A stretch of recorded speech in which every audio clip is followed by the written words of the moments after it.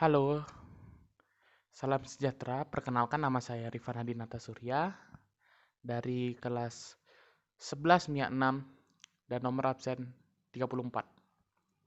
Di sini saya akan memberikan sedikit percobaan dan juga penjelasan tentang konduksi, konveksi, dan radiasi.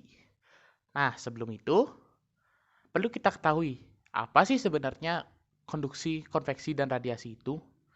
Nah, konduksi adalah perpindahan panas yang terdapat perantara di dalamnya.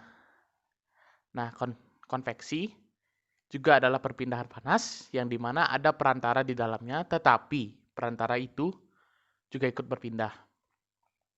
Orang-orang banyak sering kebingungan untuk membedakan konveksi dan radiasi. Tapi sebenarnya simpel saja.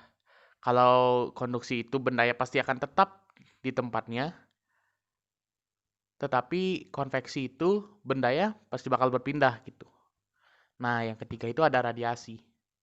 Radiasi itu adalah perpindahan panas melalui pancaran atau dengan tidak memiliki perantara. Baik, untuk memulai percobaannya, kita perlu beberapa alat dan bahan. Yang pertama adalah lilin. Kita menggunakan 2 lilin, satu yang pendek agar mudah untuk ditaruh, dan satu yang panjang. Setelah lilin, kita perlu plastisin, atau mungkin lilin yang kecil juga tidak apa-apa kalau susah untuk mencarinya. Lalu ada air secukupnya saja. Saya menggunakan sendok sup agar penampungan airnya mudah dan gak gampang cerecetan gitu. Setelah itu ini tataan untuk lilinnya agar tidak berantakan cairannya. Baik, kita mulai saja. Setelah taruh lilin pada tempat yang sudah kalian sediakan mungkin. Setelah itu, untuk mengetahui konduksi, kita bisa mengambil sedikit plastisin, lalu menempelkannya pada sendok yang tadi. Ingat pada bagian bawahnya biar kita bisa melihat apakah plastisin ini akan meleleh ataupun tidak. Usahakan jangan cuma satu untuk memastikan.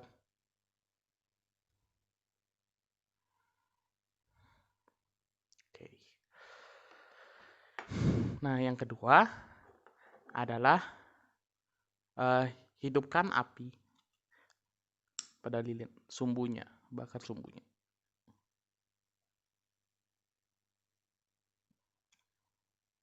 Nah, jika sudah terlihat seperti ini, ingat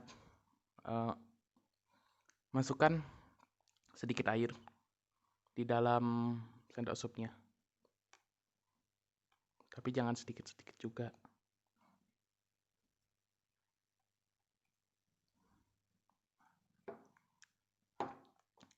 Setelah itu, kita tinggal membakar sendok supnya agar ada panas.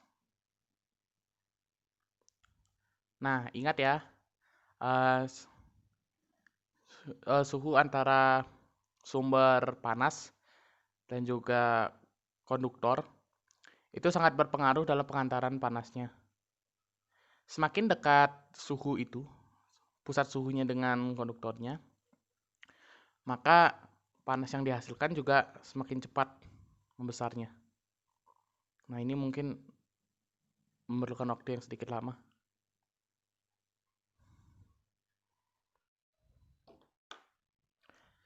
Nah, bisa dilihat itu tadi jatuh plastisinnya.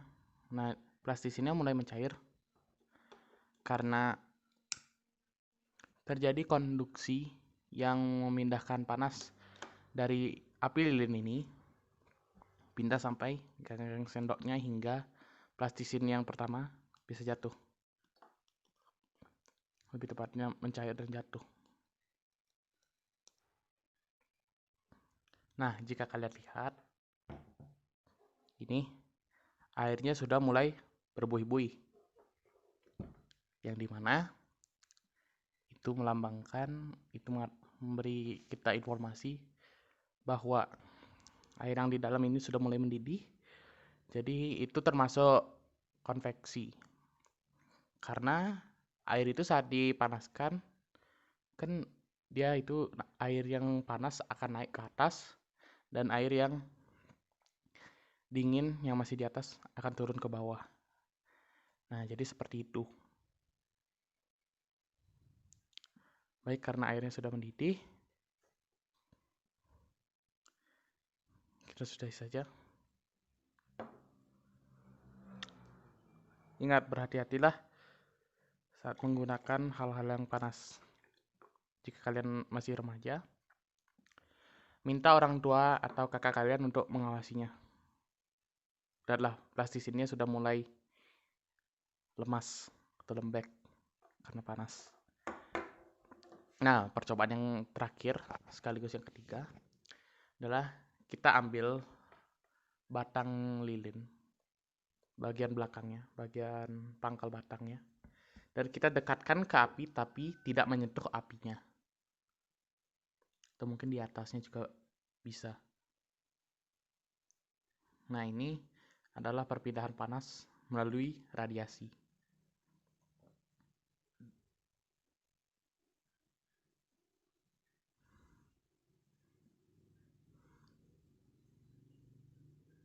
Jika kalian sedang melakukan percobaan ini, kalian bisa mengamati bahwa lilin sudah mulai meleleh.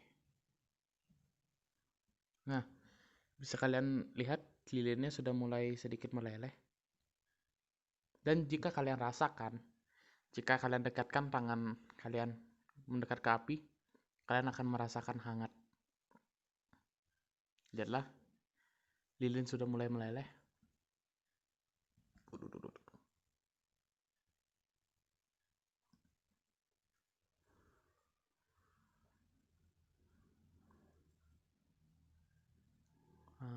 Nah, jadi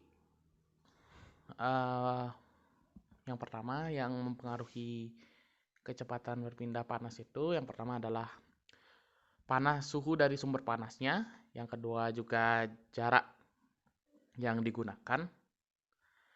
Jarak yang digunakan maksud saya jarak antar pengantar panasnya dengan sumber api atau sumber panas. Dan yang ketiga adalah bahan konduktornya. Contohnya di sini saya menggunakan aluminium karena aluminium kurang bagus untuk mengantarkan panas. Maka waktu yang digunakan untuk mengantarkan panas dan juga panas yang dihasilkan juga sedikit. Waktunya juga yang dibutuhkan relatif lama. Jika saya menggunakan copper ore, nah itu perpindahan panasnya akan lebih cepat. Nah, sebagai sedikit bahan penjelas, berikut saya berikan sedikit gambar penjelasannya. Lihat.